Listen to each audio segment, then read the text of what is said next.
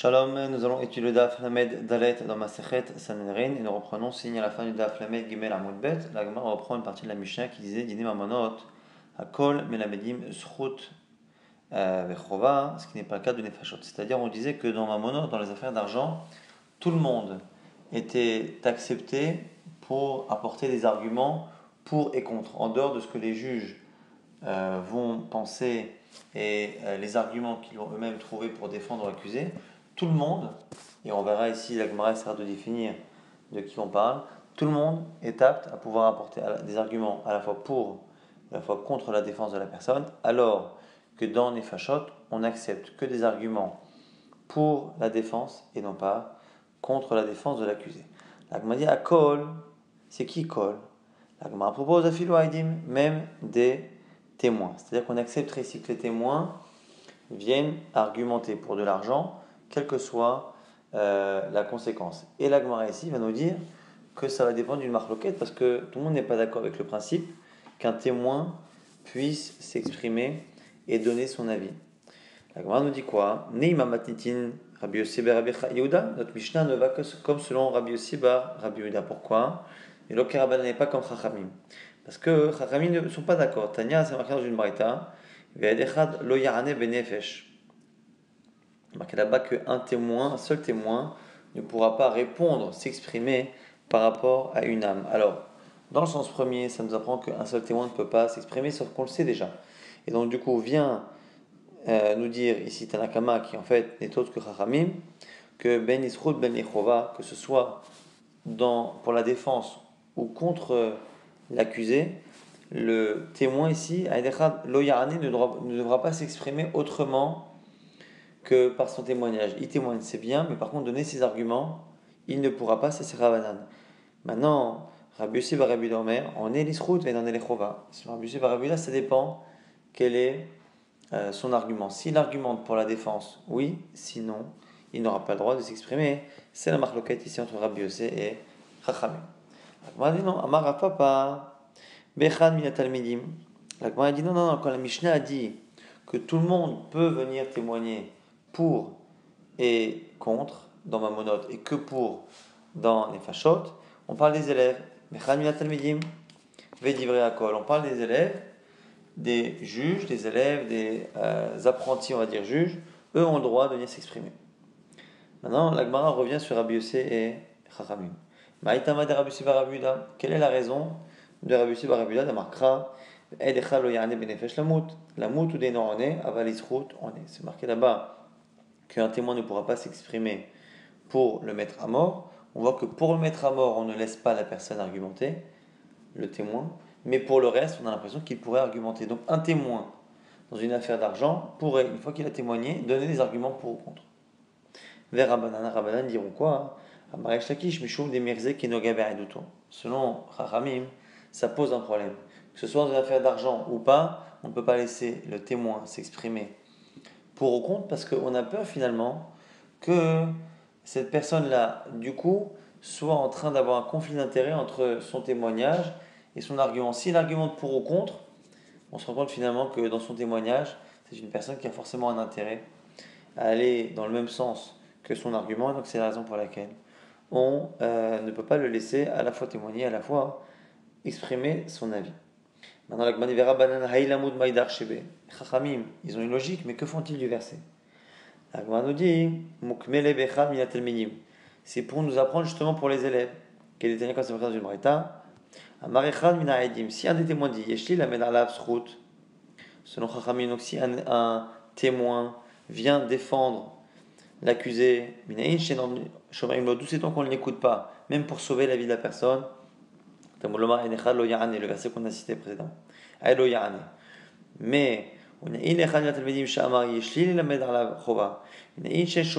d'où sait-on que même un élève qui veut cette fois accuser la personne, on n'écoute pas. C'est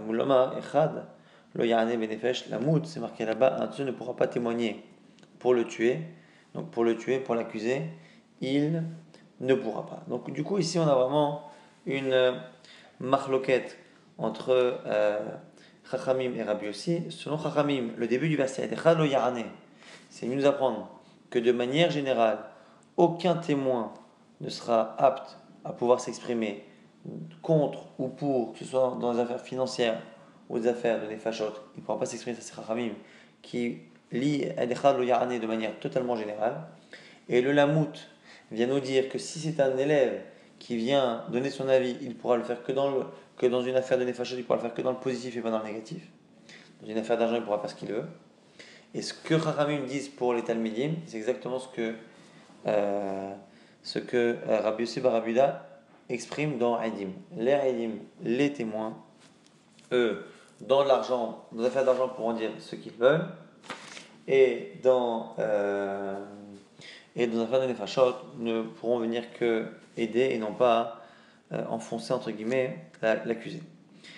Maintenant, dîner Nefashot, Amelamet Chova, Amelamet Zchut, Amelamet Zchut, Ein Yachol, Lachazor, Amelamet Chova, on avait dit dans la Mishnah que quand c'est une affaire encore de Nefashot, de mise à mort, là aussi, celui qui était en train d'estimer que la personne n'était pas coupable ne pourra pas revenir et dire qu'il est coupable, mais l'inverse.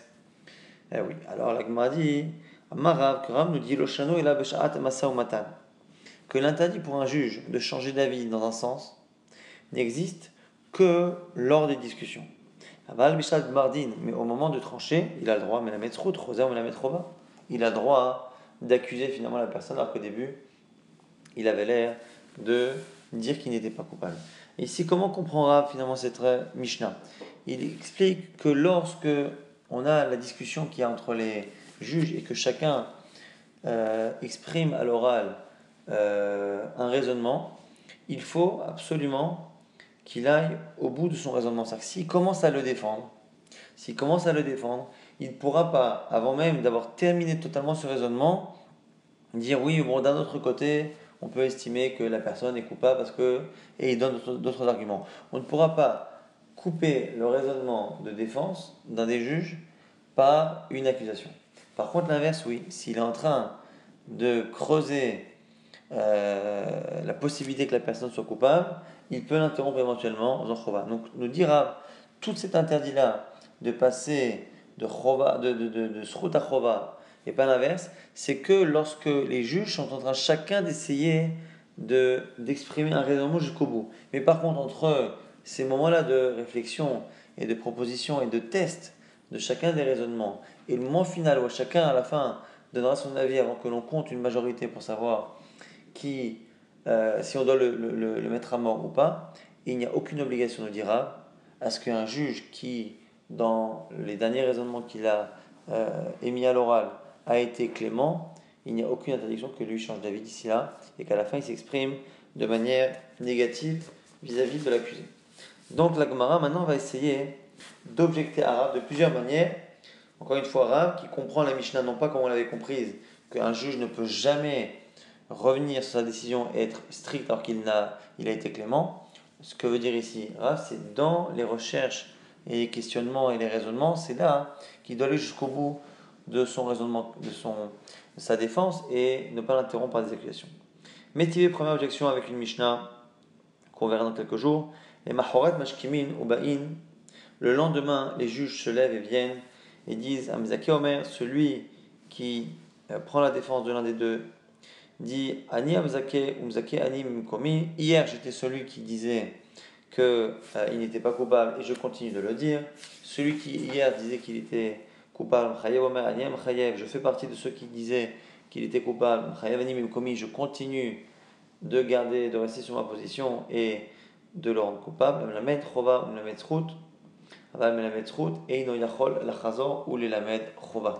On dit quoi là-bas? Celui qui a commencé à défendre qui a commencé à accuser peut défendre, mais pas l'inverse.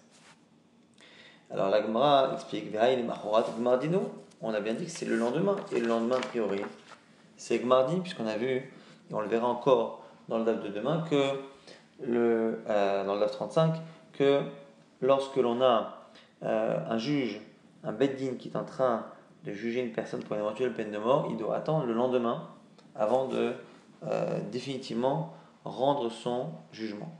Et donc, la Gemara dit que même selon notre lecture, ça ne se lit pas Velita Amer, et selon toi, les Machorat, Masomatan, Melika, quand le lendemain il n'y a pas de discussion, Ki katane beshat masamatan. Moi je dis que même le lendemain quand on dit ça, c'est pas forcément le lendemain quand on ne fait que le Gmardin, c'est peut-être un procès qui se prolonge le lendemain et où le lendemain on a dit que tant qu'on est dans la discussion, celui qui a été clément ne peut pas revenir et être accusateur.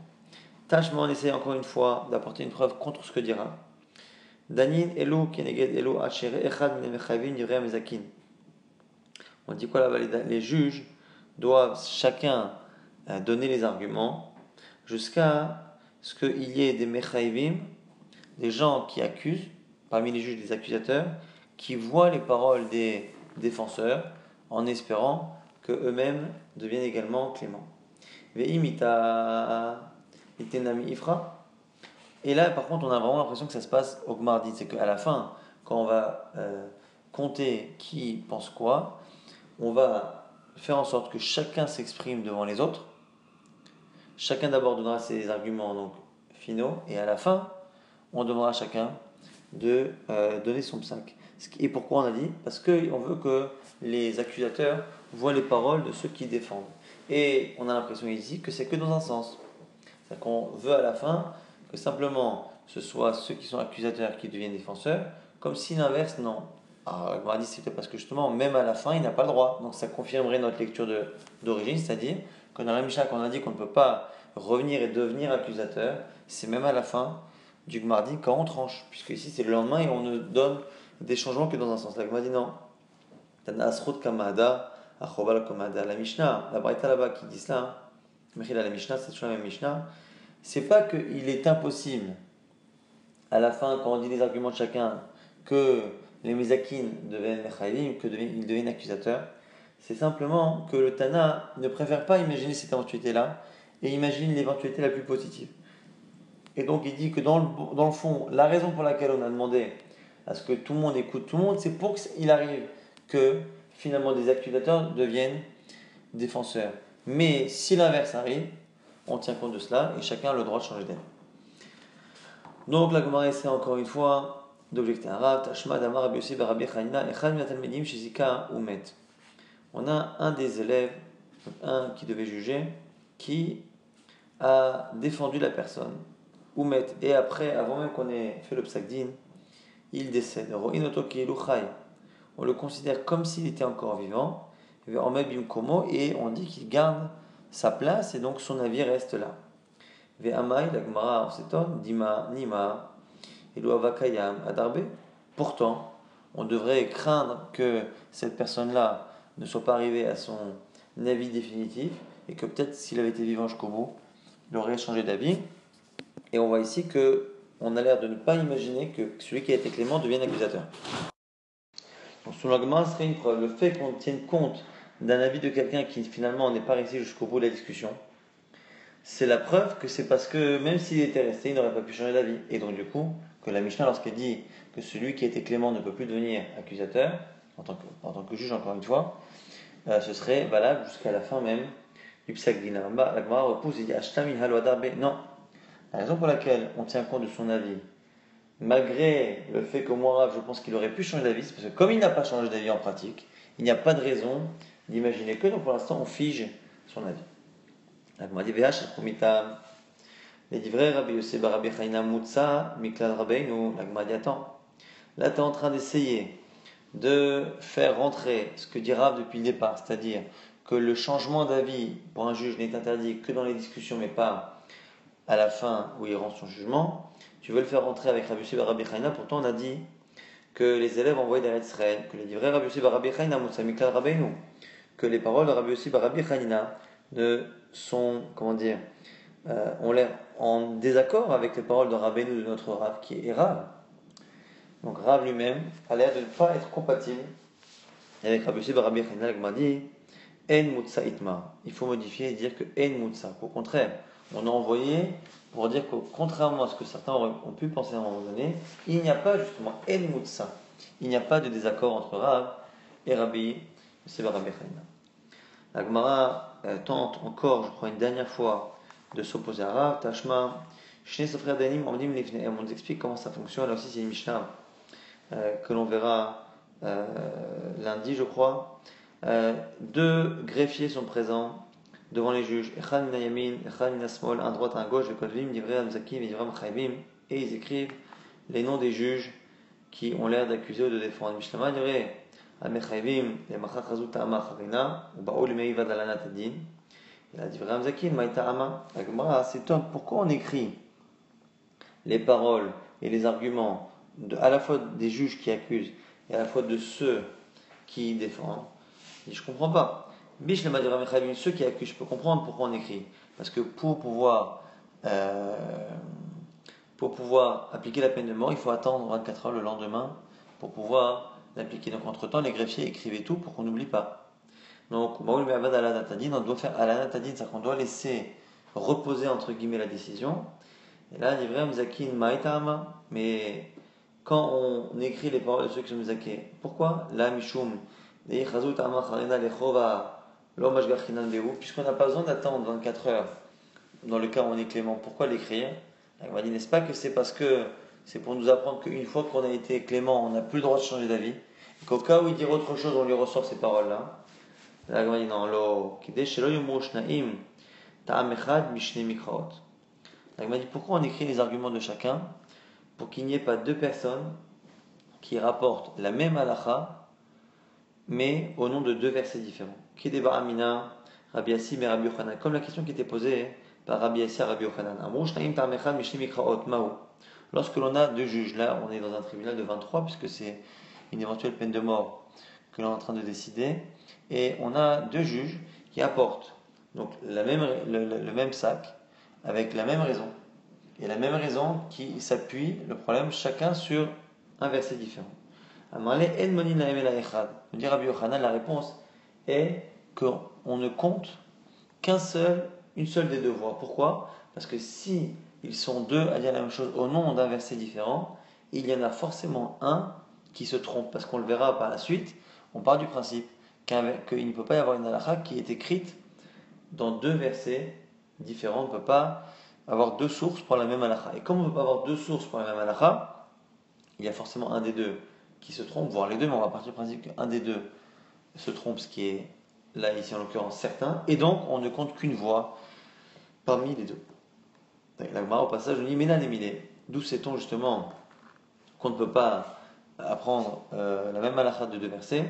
Amarabaya Beinodi, la Makra, c'est un verset Achat, Dibe Elokim, Shtaim, Zu Shamartim, qui ose d'Elokim. Là-bas, Achat, Dibe Elokim, une seule chose à dire, Kadosh Baruch Hu, Shtaim, Zu Shamarti, et j'en entends deux, qui ose Elokim. Car c'est ça la force de Dieu, c'est de pouvoir faire apprendre plusieurs choses d'une seule parole. Mikra Echad Yoselek Kamatarmim. Un seul verset peut apporter une multitude de logique et de raisons. Et à l'opposé, ce serait une grande faiblesse qu'on exclut totalement. Imaginez qu'un aurait besoin d'écrire deux fois deux versets pour finalement dire une seule et même chose. Autre source, des Rabbi Shmuel Tana, au Kepatish et Ifotzet, c'est là. Là-bas on dit que de la même manière que le rocher, quand la roche est très dure, c'est Mefotzet, le patish. Donc, le patish, le marteau, lorsqu'il tape sur un rocher, si le rocher est dur, il s'explose. Il est explosé par le choc avec le rocher. Ma patish et mitralek, c'est pour nous apprendre également que de la même manière que le marteau peut se briser en une multitude de morceaux, pareil pour un verset qui peut nous apprendre plusieurs choses. À chaque fois, on a deux sources pour nous dire que, ici c'est marloquette, que justement on ne peut pas apprendre une chose de deux versets, mais qu'on peut apprendre au contraire d'un verset plusieurs choses. Intéressant que pour nous apprendre qu'on ne peut pas apprendre deux choses du même verset, on a rapporté deux versets, ce qui peut paraître contradictoire, mais a priori c'est une marloquette. Echidame, la Gemara demande un exemple. Quel est l'exemple de Ta'am Echad, Mishne Mikrot, d'une seule halakha qui aurait été tirée de deux versets? Alors là c'est un peu étonnant parce que on vient de dire à l'instant que c'est interdit, que ça ne peut pas arriver, mais la Gemara cherche tout de même un exemple. Et la Gemara va apporter plusieurs exemples qui à chaque fois ne seront pas des bons, et à la fin on verra que selon un seul avis on peut trouver au moins un exemple. Echidame donc, Amar Rav Zevid Kednan, comme c'est marqué dans une Mishnah, Alors, on fera exprès pour pas que le DAF soit trop long et trop complexe. On va essayer à chaque fois de passer rapidement sur les sujets qui sont annexes. À chaque fois, on va prendre des sujets de Korbanot, souvent de Kodashim. Et de là, on va apprendre que certains ont voulu à un moment donné apprendre la même halakha de deux versets différents. On ne va pas s'apesantir sur les détails de ces halakhot-là. L'essentiel, c'est de tirer de ces Mishnayot qu'on va citer le fait éventuellement qu'on apprenne la même chose de deux versets ou pas. Et ce sera l'essentiel. Donc c'est une Mishnah. Mizbach Mekadesh Tara Uilo. On a une halakha qui dit que le Mizbeach, selon certains, le Mizbeach, l'autel sur lequel on met les korbanot, a tendance à sanctifier le sacrifice qui s'approche, qui est posé dessus, quand il est raoui, quand il est apte. C'est marqué là-bas que tout ce qui a été à un moment donné apte à être un korban et qui a été amené sur le misbéach, si même si après ça a été rendu pasoul, et pour une raison ou pour une autre, le korban n'est plus consommable, il reste kadosh, il a une sainteté particulière. Shema Ola al Mogda. Ici, le verset là-bas, le Ola, le korban holocauste al Mogda. Ma Ola she'iru yaleshim, imata lo teren, afkol she'ura yaleshim. Imala le Yered, et il transpose ça à tous les autres sacrifices. Le korban Ola met tous les autres. Si à un moment donné ils ont été aptes à monter au misbéach et qu'ils sont montés, ils ne redescendront plus, ils seront consumés sur le misbéach, même si maintenant ils ont des raisons d'être pas sous. Rabban Gamliel Omer, Rabban Gamliel dit Kol Raoui le misbéach, imala le Yered, tout ce qui est apte au misbéach, si c'est monté, ça ne descendra pas. Shinemar, c'est un autre verset, Hi Aola al Mogdal al misbéach, Ma'ola Shiroya al misbéach. Imalta lotered, afkol raoui le misbéach, imalta lotered. La Gemara dit, Vetavayu, Mai, Kamarabu. Qu'est-ce qu'ils veulent les deux? Ils veulent rajouter Psoulin, pour nous apprendre que non seulement un korban kasher est sanctifié par le misbéach, mais surtout un korban qui est devenu pasoul entre temps. Ma maitela mi mogda, ou ma mi maitela mi misbéach. Un, il apprend de Ahaola al mogda, le mot mogda, et l'autre mogda al misbéach, sur le misbéach. Ce qui est sur le misbéach ne redescendra jamais.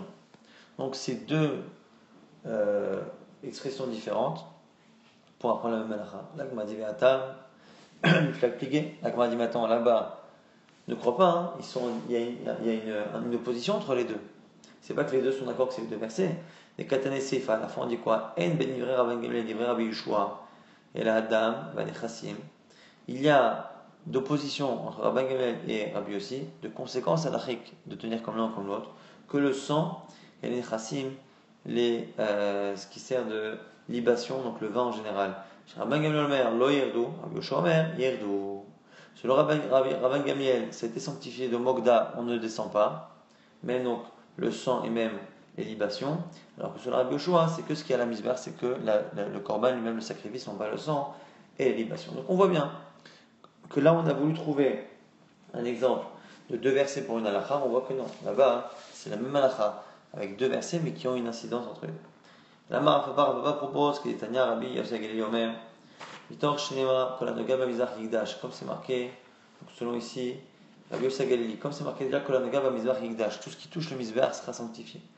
Shumani ben Raoui ben Shino Raoui Tamuloma Kevasim, j'aurais pu penser que c'est tout, même quelque chose qui n'est pas apte. D'où je sais finalement que ce n'est pas le cas. Kevasim ben Shana, Ma Kevasim Reouyim, Av Kol Raoui. Il faut absolument que ce soit Raoui grâce à Kevasim.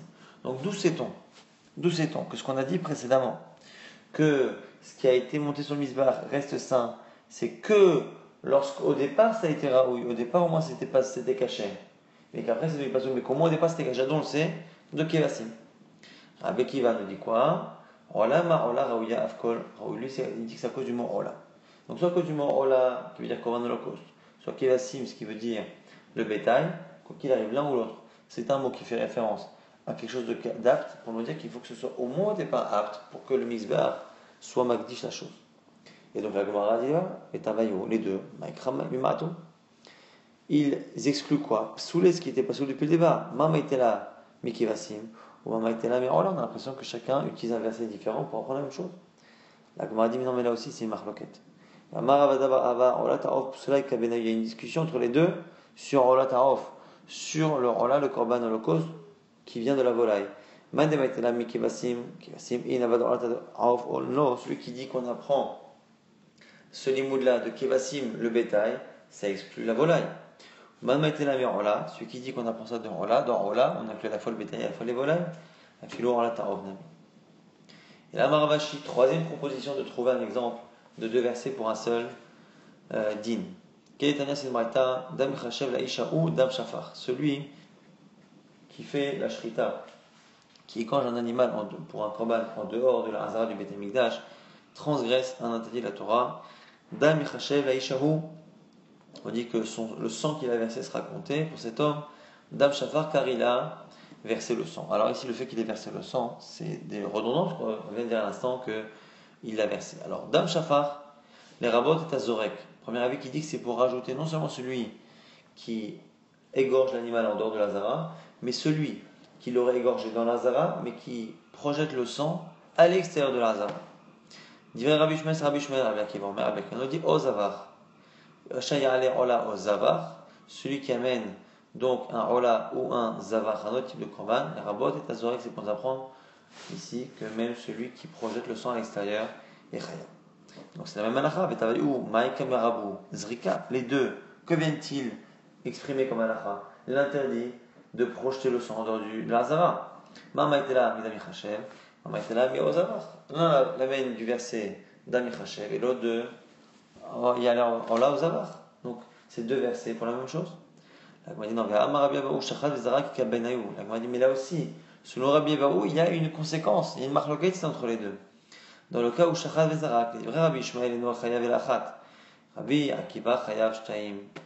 Marloquette, est-ce que lorsqu'il fait à la fois la shrita et à la fois la zrika en dehors du Beit HaMikdash, est-ce que les chayav d'un interdit ou de deux interdits? Ça, c'est ça la marloquette. Selon Rabbi Ishmael, c'est un seul.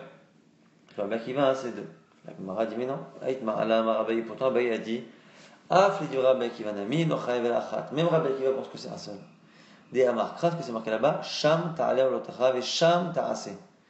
Là-bas, tu amèneras tes orlot, et là-bas, tu feras ce que je te demande. Avinu Rachamana Lekulo Asiot, il faut dire qu'il y a une mitzvah globale de faire tout au Beit HaMikdash, et donc celui qui ferait tout à l'extérieur ne ferait qu'un seul interdit, celui de ne pas faire tout au Beit HaMikdash. Et donc du coup, on voit bien que selon Abaye en tout cas, ici il n'y a pas de marloquette entre Rabbi Shmuel et Rabbi Akiva, et donc on aurait peut-être l'exemple de deux versets pour une même halakha, même tara. On reprend la Mishnah d'Idim Amano d'Anim Bayom. Il a dit que les affaires d'argent dans la justice, on devait les commencer le jour, mais on pouvait les terminer la nuit. La Gemara a dit qu'au passage, on va faire un moyen mémotechnique pour se souvenir de la suite. Siman, c'est quoi? C'est Mishpat, Ma'ane, Mate. Mais dans les question de la Gemara, d'où sait-on qu'on ne peut pas commencer la nuit, mais qu'on peut terminer la nuit? Amar Avechia Bar Papa, Damarkra, Veshavtu et Ta'am, Becholaït. C'est marqué dans la Torah qu'ils jugeront le peuple, Becholaït à tout instant. De là, on apprend qu'à tout instant on peut juger, donc on peut terminer la nuit. La Gemara dit alors si c'est cela, Yahé, Trilat Dynami, puisque c'est marqué de manière globale, ils jugeront le peuple à tout moment. Je sais que je peux finir la nuit, mais je pourrais également commencer la nuit. Puisqu'on dit qu'on peut juger à n'importe quel moment. Commençons même la nuit. La Gemara dit non, qu'est des Rava. Non, ce que Rava a dit des Rava, Ramekti Rava, a montré qu'il y avait une contradiction dans les versets. Le verset qu'on vient de citer, on devra juger à tout instant. C'est marqué par ailleurs au sujet de l'héritage, de celui qui veut changer l'héritage entre ses fils. Et voici que le jour où il devra faire hériter ses enfants, Haketsan, Yom Triladin, là-bas, on fait sortir un peu de son contexte la phrase et dire qu'on ne parle pas que d'un héritage, mais on parle d'un din. On parle d'une justice, on voit que ça doit se passer le jour. Donc d'un côté c'est marqué le jour, d'un côté c'est marqué à n'importe quel moment. C'est là que Rachamim nous disent que le jour on commence et on termine à n'importe quel moment, le jour ou la nuit. La Gemara nous dit que ça, ce qu'on a dit dans notre Mishnah, qu'on peut terminer la nuit, c'est pas comme Rabbi Meir. Rabbi Meir pense que le début et la fin doivent être le jour, parce que selon Rabbi Meir, on interdit de le faire la nuit de manière globale, donc ce qui veut dire qu'on n'a pas le droit ni de commencer ni de terminer. Matniti, notre Mishnah de l'Oki Rabbi Meir, c'est pas comme Rabbi Meir. Tania, c'est marqué dans une braïta, Rabbi Meir Omer, Rabbi Meir disait Matamuloma alpiem ihe kolri vechol naga, que sur la bouche justement de ces kohanim, il y aura kolri vechol naga, toute dispute, tout désaccord, et kol naga et toute naga, toute plaie de tsaraat qu'il faudra juger et sur laquelle il faudra trancher sera faite en fonction de leurs paroles. Rivim et Tsenegarim. Pourquoi comparer Rivim? C'est les désaccords, donc c'est des procès. Et Negarim, qui a un problème que le Kohen il va dire que la personne ou les habits sont purs ou impurs. Pourquoi comparer les deux? Et là, Makish Rivim et Negarim, c'est pour nous dire qu'on apprend les halachot de l'un à l'autre. Ma Negarim, Bayom, de la même manière que Negarim, les plaies doivent être jugées par un Kohen le jour. Yativ ou Viom Eraotbo Basa Chaïzma, parce que là-bas c'est marqué le jour où on lui montre la chair, il devra statuer sur l'impureté. Afrivim Bayom, pour nous dire qu'également, pour les disputes, les procès, c'est le jour. Et là-bas, on ne fait pas de distinction entre le début et la fin du procès, ce qui donne l'impression que c'est le Rabbi Meir, même la fin doit être faite le jour. Et du coup, on continue. Oman et Garim Shelo Besumim. De la même manière que les plaies ne doivent pas être jugées par un Kohen qui est aveugle, il y a Chol Marian et Kohen, que c'est en fonction de la vision qu'ont les yeux du Kohen. Aprevim Shelo Besumim. Même les procès ne doivent pas être jugés par des juges aveugles. Et on continue. Umakish Negaim Lerevim. Marivim Shelo Bekrovim Abnegaim Bekrovim. Là, cette fois, on fait l'inverse. De la même manière qu'un procès ne peut pas être fait par un proche d'un des accusés. Pareil, le Kohen, s'il est en famille avec celui qui juge, ne pourra pas le juger. J'aurais pu aller jusqu'au bout et dire du coup que de la même manière qu'un procès, il faut 3 juges. Pareil, pour l'appeler, il faudrait 3 Kohen pour juger. Pourquoi en plus? Vedinu serait logique. Si déjà pour défendre son argent, il faut 3 personnes, a fortiori, pour juger sur son corps qui est plus important que son argent. Tamulomar la Torah dit non. Il ira voir Aaron ou un de ses fils. Un à la Matacha Philo Kohen Echad.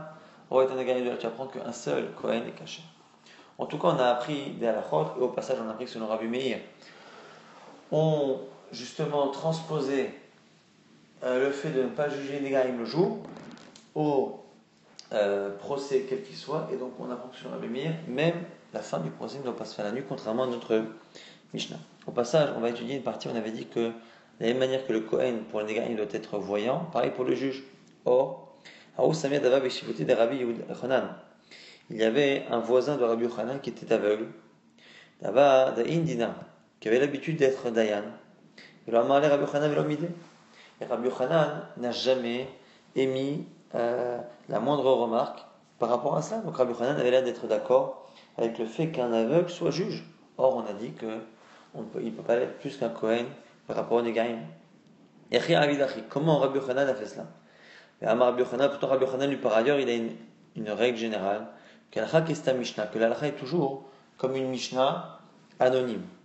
Une Mishnah qui se prononce sur une halakha sans mentionner le nom de celui qui en est à l'origine, part du principe que c'est l'halakha claire.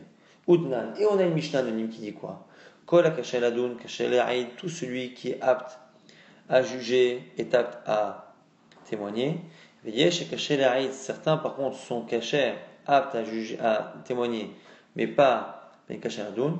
Et Rabbi Yochanan, et selon Rabbi Yochanan, c'est venu nous rapporter que justement celui qui est aveugle d'un seul œil, il est aveugle, il peut témoigner mais il ne peut pas juger. C'est comme ça qu'il comprend la Mishnah. Donc Rabbi Yochanan lui-même a expliqué une Mishnah anonyme. Et par ailleurs, lui pense que la halakha est comme les Mishnah anonymes. Donc la Mishnah qu'il a commentée, on sait par ailleurs que c'est forcément elle qui sera la halakha. Et lui-même a expliqué que là-bas, dans cette Mishnah, on avait appris que celui qui est aveugle d'un œil ne peut pas juger alors qu'il peut témoigner, que chacun a priori qui ne peut pas juger s'il a les 2 yeux qui ne voient pas. Rabbi Yochanan, c'est un macharité ashkach lagma, dit oui, tu as raison. Mais Rabbi Yochanan, il a trouvé une autre Mishnah anonyme. Dini mamonot danim bayom et gomrim balayla. C'est la nôtre. Qui dit quoi?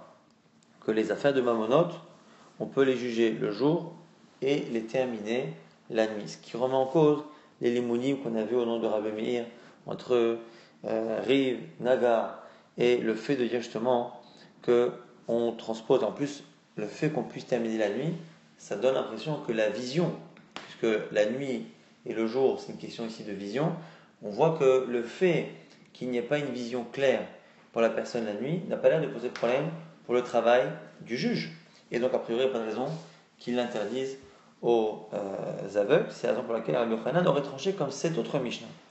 Il m'a dit pourquoi? Maïoul Meda Istama, mais Istama, que vaut cette seconde Mishnah anonyme de plus que la première Mishnah anonyme? L'Agma donne deux explications. Iba Itema Istama de Rabbi Ma'adif. Ce qu'elle a de plus, c'est que c'est une Mishnah anonyme, mais qui à la base reprend les paroles de plusieurs Chachamim. Elle est anonyme, mais c'est Chachamim qui parle.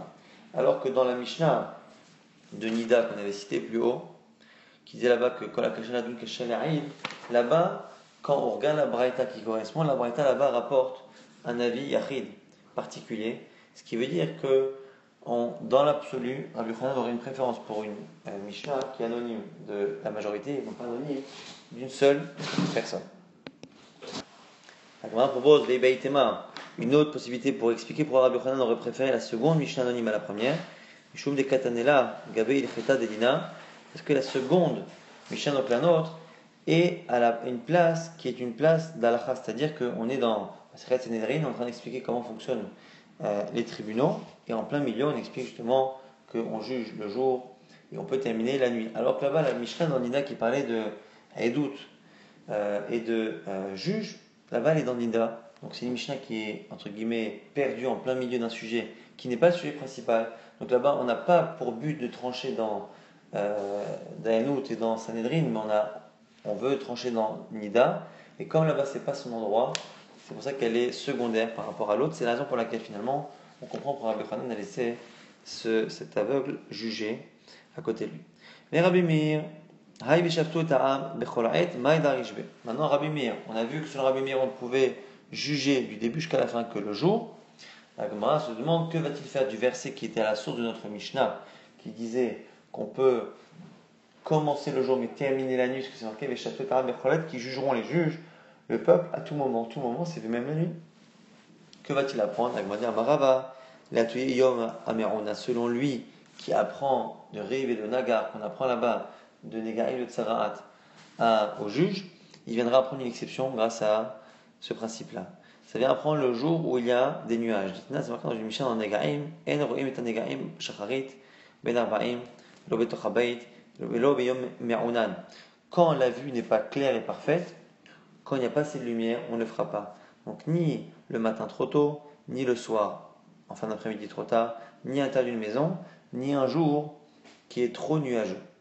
Mipne, Keha, Niret Aza, parce qu'on a peur justement que quelque chose de clair paraisse foncé, et que c'est la couleur qui détermine le din, mais l'obassarim, et pas non plus en plein milieu de la journée lorsque le soleil est au zénith, Mipne, Sha'aza, Niret Keha, parce que là, on a peur que quelque chose qui à l'origine est foncé paraisse clair. Donc on apprend ici que la vraie couleur d'une chose, c'est ni lorsque le soleil est au zénith en plein soleil, ni le matin trop tôt, ni le soir trop tard, ni dans une maison, ni les jours où justement il fait nuageux. Et comme on apprend Riv et Nagar, on apprend la halachot de l'un à l'autre avec les juges, on aurait pu transposer cela et dire qu'un jour où il y a des nuages, on ne peut pas juger. Kamashmalan justement que non. Kamashmalan que à partir du moment où il y a des nuages, on ne peut pas effectivement faire un Nagar, mais on peut juger. Rabbi Meir par contre nous dira du coup selon Rabbi Meir, l'autre verset, parce que dans notre Mishnah on faisait la contradiction entre deux versets, un verset qui disait Beyom pour l'héritage et qu'on disait que c'était un din, un verset qui dit à n'importe quel moment, et on prenait ces deux versets et on apprenait finalement qu'on pouvait commencer le jour et terminer la nuit. Non, selon Rabbi Meir qui dans tous les cas lui apprend tout de Negarim. Negarim c'est le jour, alors pareil les jugements se feront le jour. Du coup, il n'a ni besoin de Beyom Chilot Banav, ni besoin de Veshatuta Becholaed. Becholaed, c'est pour nous apprendre qu'on peut juger un jour de nuage. Maintenant, Beyom Chilot Banav, ça nous apprend quoi? La Gemara nous dit Aoumi Ba'elel Erdetania, Rabba Bachanina, Kamed Rabbi Nachman. C'est comme ce qu'a enseigné Rabbi Chanina, Rabba Bachanina devant Rabbi Nachman. Pourquoi? Ya Beyom Chilot Banav, Beyom Atamapi Nechalot. C'est pour nous apprendre que le jour, tu fais entre guillemets tomber les héritages. Je traduis de manière littérale pour comprendre la question de la Gemara. Tu ne fais pas tomber les héritages la nuit. La Gemara dit c'est quoi tomber les héritages? Il lui a dit dis-moi, et là, tu es en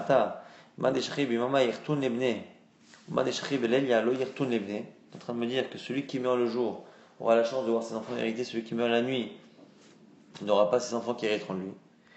Dilma Ninechalot Ka'amart. Abaye qui objecte dit attends, peut-être que tu t'es mal exprimé. Et que quand tu as dit ça, tu as dit qu'en fait on ne peut pas trancher un digne de Nechalot, un digne donc de jugement, d'héritage, la nuit. Dilma din Nechalot Ka'amart. Détania Samakras d'une Breta, Vaïta l'Ibn Israël, les Chukat Mishpat. Ce sera pour l'Ibn Israël une règle de justice au sujet d'Alachot qui sont marqués là-bas dans Bamidbar. Ora Kol HaParasha Kula Liyod-Din. Ça vient nous apprendre que tout ce qu'on a cité précédemment, c'est un din. Et là-bas, on parle de quoi? On parle même de l'héritage. Donc l'héritage, c'est Chukad Mishpat. C'est-à-dire que l'héritage a un rapport avec un jugement. Qui est Rabiuda Marav, comme ce qu'a dit Rav, non, cité par Rabiuda. Rabiuda, Shlosha Sheni Echnesu Levaka et Achole. 3 personnes qui viennent voir un malade qui est mourant ici. Quand il donne ses ordres, il donne ses volontés à qui il veut donner de l'argent, Ratsu Kodvin, Ratsu Orsimdin. Ils ont le choix, comme ils sont 3, soit d'écrire en tant que témoin, soit de faire un tribunal et d'entériner tout de suite la possession que l'autre va avoir. Shnaim, s'ils ne sont que 2. Par contre, Kodvim, ils n'ont le choix que d'écrire en tant que témoin. Ben Orsimdin, il ne peut pas tout de suite faire un tribunal, ils ne sont que 2. Et Rafriz Dadimar, Vzda, Loshano, et la Bayor, tout ça, c'est que le jour que les 3 peuvent faire un din. Aval Balaïla, mais la nuit, non. Mais là, ils sont obligés d'écrire comme des témoins et ils ne pourront pas après faire le jugement le lendemain.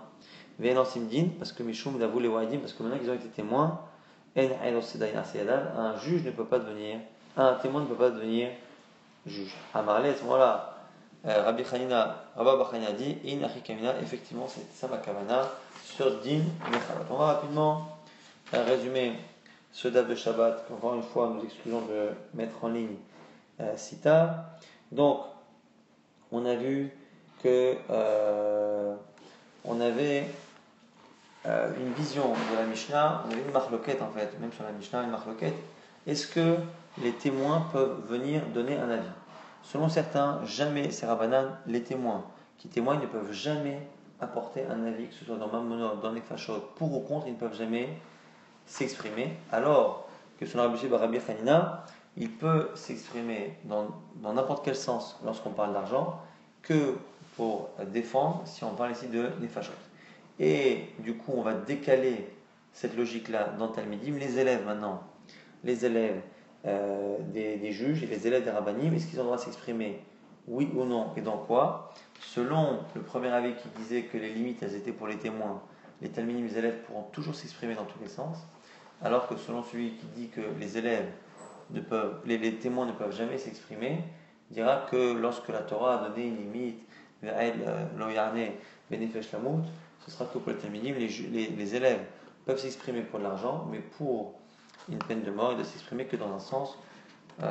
Maintenant, on avait vu dans la Mishnah que lorsque la Mishnah disait qu'un juge ne peut pas changer d'avis dans le mauvais sens, c'est-à-dire que s'il a commencé à accuser, il peut défendre, mais s'il a commencé à défendre, il ne peut plus accuser, on aurait pu penser que c'est jusqu'au bout, mais Rav avait l'air de dire, et la Gemara n'a pas réussi à objecter à Rav avait l'air de dire que non.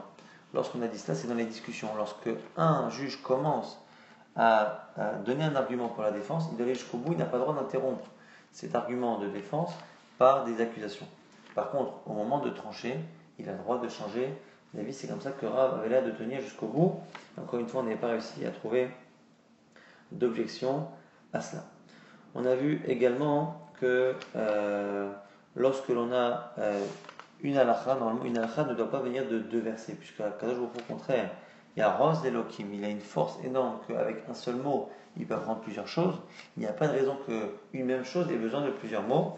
Malgré tout, la Gemara avait cherché une source, et on a vu que c'était une marloquette, Rabbi Shmuel et Rabbi Akiva, qui selon Abaye n'avaient pas de conséquences à la rime, donc c'est pas une marloquette, ce serait 2 versets plus ou moins pour la même chose. C'est encore une fois toute la contradiction qu'il y a entre ce qu'on a dit et cette sugya-là.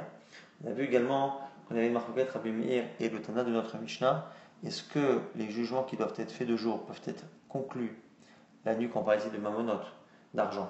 Est-ce qu'ils peuvent être conclus la nuit ou pas? Selon notre Tana, oui, parce que nous, on a un verset qui dit que ce soit le jour, un verset qui dit qu'il faudra juger à tout moment. Donc on commence le jour et on peut terminer éventuellement la nuit. Mais selon Rabbi Meir, ça n'a rien à voir avec ces 2 versets. Si on transpose les logiques de Negaïm, un juge doit voir les plaies que lorsque il fait jour, et donc du coup, du début jusqu'à la fin, il faut que ce soit de jour. Et donc ces deux versets qu'on a cités, Bechol Haet, c'est pour apprendre que s'il fait nuageux, un tribunal peut tout de même fonctionner contrairement au Negarim de Tzaraat.